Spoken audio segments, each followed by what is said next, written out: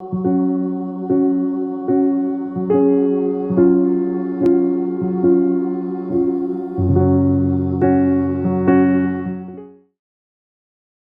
யாவருக்கும் ஆண்டவராகிய இயேசு கிறிஸ்து நாமத்தினால் அன்பின் வாழ்த்துக்களை தெரிவித்துக் கொள்கிறேன். கர்த்தர் தாம் எங்கள் ஒவ்வொருத்தரையும் அவருடைய நினைவின் பிரகாரம் வழி நடத்துவாராக. பிதாவாகிய தேவனை ஆவியோடும் உண்மையோடு தொழுது கொள்வதை குறித்து நாம் தொடர்ந்து கேட்டு வருகின்றோம். இன்றைக்கு யோவான் 10ஆம் அதிகாரம் 29வது வசனத்தை வாசிக்கும் பொழுது, அவைகள் எனக்கு தந்த பிதா எல்லாரிலும் பெரியவராயிருக்கிறார், அவருடைய கரத்திலிருந்து ஒருவனும் ஒரு காலம் அவைகளை பறித்து கொள்ள முடியாது என்று சொல்லியிருக்கிறார். அப்போ பிதாவாகிய தேவனுடைய கரத்துல நாம் போய்விட்டோம். எப்போ கர்த்தராகிய இயேசு கிறிஸ்து சொந்த ரட்சகராய் ஏற்றுக்கொண்டு வந்தோமோ அப்பே நாம எல்லாம் எங்க போயிட்டோம்னா பிதாவாகிய தேவனுடைய பாதுகாப்பின் கரத்தின் கீழ் இருக்கிறோம். இப்போ இயேசு சொல்றாரு, என்ன சொல்றாருனாக்கா, என் பிதாவுடைய கரத்திலிருந்து ஒருவனும் ஒரு காலம் அவைகளை பறித்து கொள்ள முடியாதுன்னா நம்மை குறித்து எழுதியிருக்கிறது. பிதாவாகிய தேவனுடைய கரத்திலிருந்து நம்ம ஒருத்தரும் பறித்து கொள்ள முடியாது. ஒரு காலம் ஒருத்தரும் சொன்னாக்கா பாவமும் பறிக்க முடியாது, வியாதியும் பறிக்க முடியாது, மரணமும் பறிக்க முடியாது, பிசாசும் பறிக்க முடியாது, உலகமும் பறிக்க முடியாது. யாரும் நம்மை பறித்து கொள்ள முடியாது. ஏனென்றால் நம்ம எங்க இருக்கிறோம்னா பிதாவாகிய தேவனுடைய கரத்துல இருக்கிறோம், பாதுகாப்பான இடத்துல இருக்கிறோம். பாதுகாப்பான இடத்துல இருக்கிறதுனால அந்த இடத்துல இருந்து நம்ம யாரும் பறித்து கொள்ள முடியாது. அப்ப இதை என்ன பண்ணணும், நம்ம ஆராதனையாக மாற்ற வேண்டும். பிதாவே உங்களுடைய கரத்திலிருந்து ஒருவனும் ஒரு காலம் என்னை பறித்து கொள்ள முடியாது, அதற்காக உம்மை ஸ்தோத்திரிக்கிறேன், உம்மை துதிக்கிறேன், உம்மை ஆராதிக்கிறேன் சொல்லும் பொழுது நீங்க எந்த காரியத்தை குறித்து பயப்பட மாட்டீங்க. ஏன் என்று சொன்னால் உங்களுக்கு தெரிந்து விட்டது, நீங்க பிதாவுடைய கரத்துல இருக்கிறீங்க, அவருடைய கருத்து ஒருத்தரும் உங்களை பறித்துக்க முடியாது என்று சொல்லி சத்தியத்தையும் அறிவீர்கள், சத்தியம் உங்களை விடுதலையாக்கும் என்று சொல்லி பார்க்கிறோம். அப்போ தேவனுடைய வசனத்தை அறிய நம்முடைய வாழ்க்கையில நம்ம விடுதலையோடு கூட தான் இருப்போம். ஆகினால பிதாவுடைய கரத்துல இருக்கிறோம் என்று சொல்றதுனால அவரே நமக்கு எல்லாவற்றையும் பாதுகாப்பாக நம்மை வழிநடத்தக்கூடியவராக இருக்கிறான்னு சொல்லி பார்க்கிறோம். ஆகினால தான் கர்த்தர் தான் நம்மை நடத்துகிறார், நாம நடக்கிறது கிடையாது என்று சொல்லி இன்னொரு செய்தியில நாம் அதை பார்ப்போம்.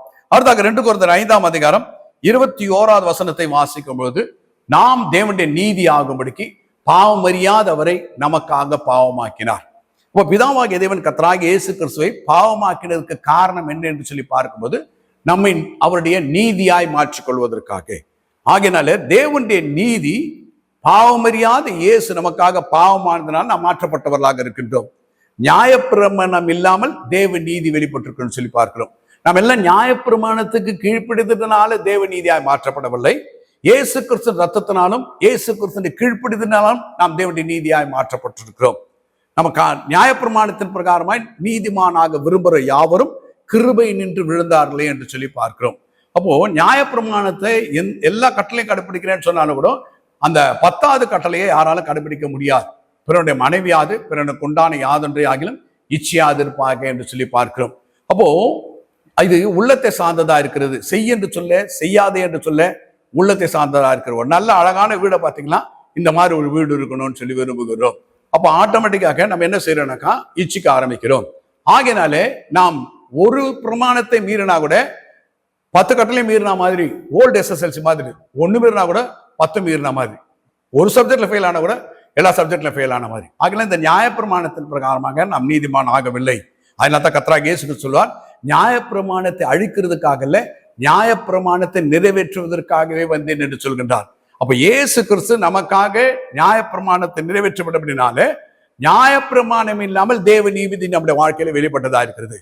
ஆகையினாலதான் அவருடைய நீதி ஆகும்படிக்கு பாவம் அறியாத இயேசுவை நமக்காக பாவமாக்கினார். அவர் பாவம் செய்யல, அவர் பாவம் அறியாதவர், அவருக்குள் பாவம் இல்லை.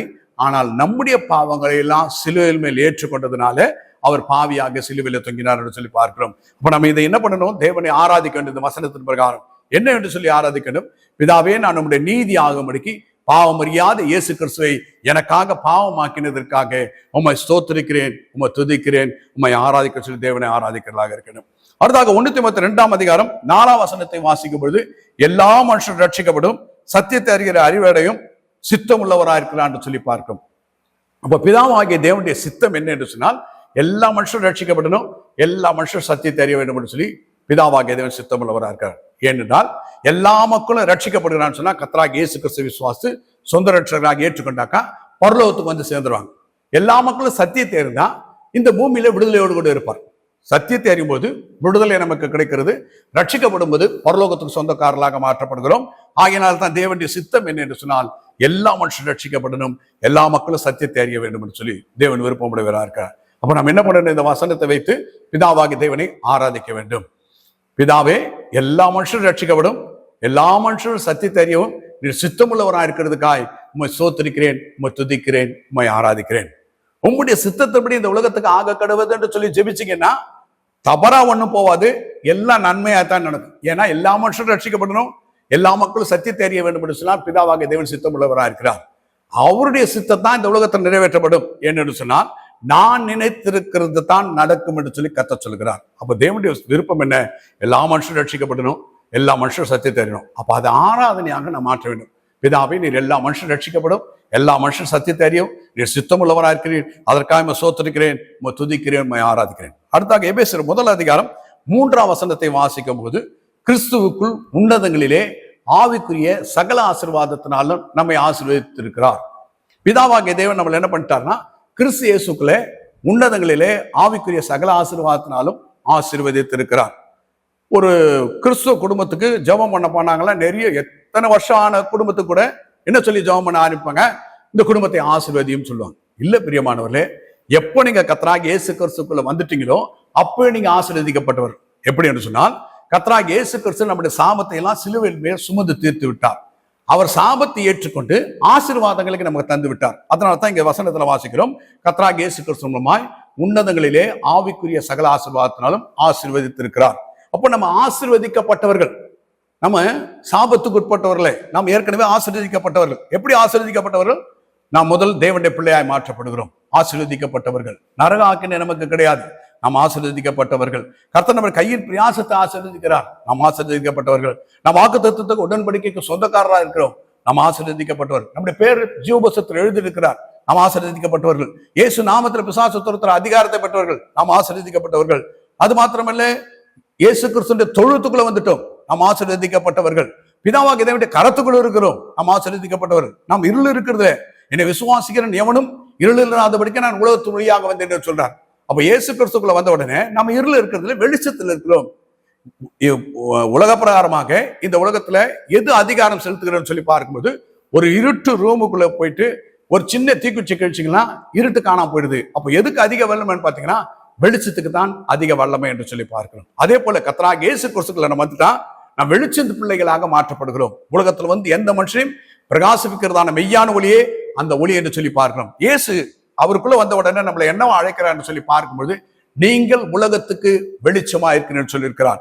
ஆகினால் நாம் ஆசீர்வதிக்கப்பட்டவர்களா இருக்கிறதுனால பிதாவே, நீர் என்று உன்னதங்கள் ஆவிக்குரிய சகல ஆசீர்வாதத்தினாலும் ஆசீர்வதித்திருக்கிறதுக்காய் உம்மை சோத்திருக்கிறேன், உம்மை துதிக்கிறேன், உம்மை ஆராதிக்கிறேன் சொல்லி தேவனை மயப்படுத்துவதாக இருக்க வேண்டும்.